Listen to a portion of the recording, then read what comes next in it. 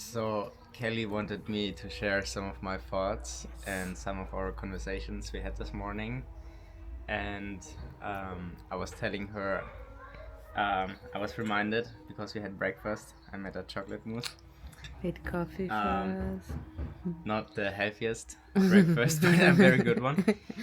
And I'm reading a book right now from Carlo Ancelotti. He's right now the trainer of Brazil in the national team. And he won the Champions League 5 times. He's very accomplished. And there was one chapter, and it was like a couple of paragraphs that really had a big impact on me, where he was talking about how when he came to Paris Saint-Germain, he started establishing a restaurant there because he noticed that the players were really disorganized. The whole organization was disorganized, and they all ate at different places. And I remember thinking that this is such a genius move because this is something very similar to what I did when I was leading our Bible study in Croatia when I was a student.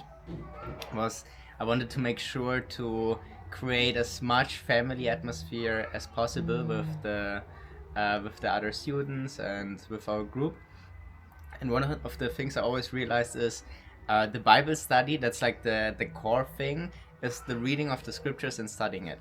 That's the obvious part, but I realized that the praying for each other had a huge impact, and we always did that. The worship with each other, even if it was just playground or background music and we would sing together, had a huge impact. But there was another component, which was technically not part of the Bible study, was the having dinner together after. And I realized that this was the part of the study where everybody thought the study ended, but this is where the intimacy and the friendship and the togetherness started.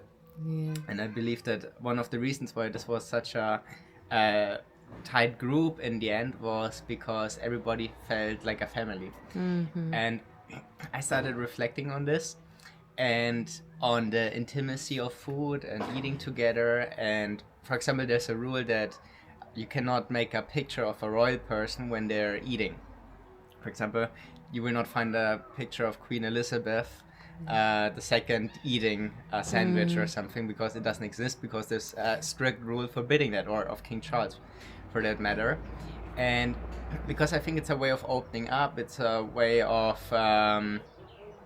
almost like there's something, yeah, you make yourself vulnerable. There's almost even some animalistic thing to it, you know. It's not very pretty. Maybe there's some chocolate mousse on me right now.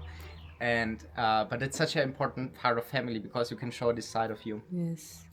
And even when you think about one of the most intimate things you can do with Jesus is you take the Lord's Supper. And I don't think that it was a mistake that it was through bread and through wine that he wanted us to share this moment together, or that the disciples met and they ate and broke the bread together.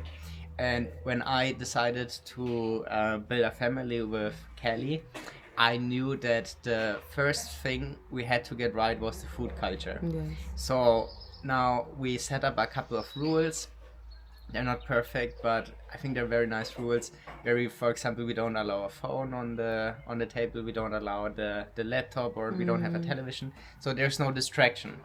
Yes. Second of all, we always try to even prepare the food for each other, or maybe even sometimes together. Yes. We always make sure that we actually have it obviously together. We make sure we make our gesegnete Mahlzeit. We will shake our hands before we eat. And it's created a strong culture that we don't even realize because it's just there.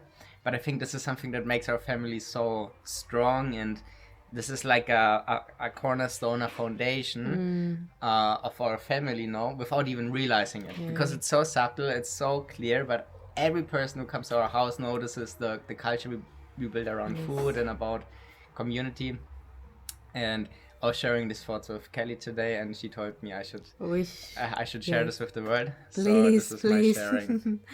Bye. Thank you, my love.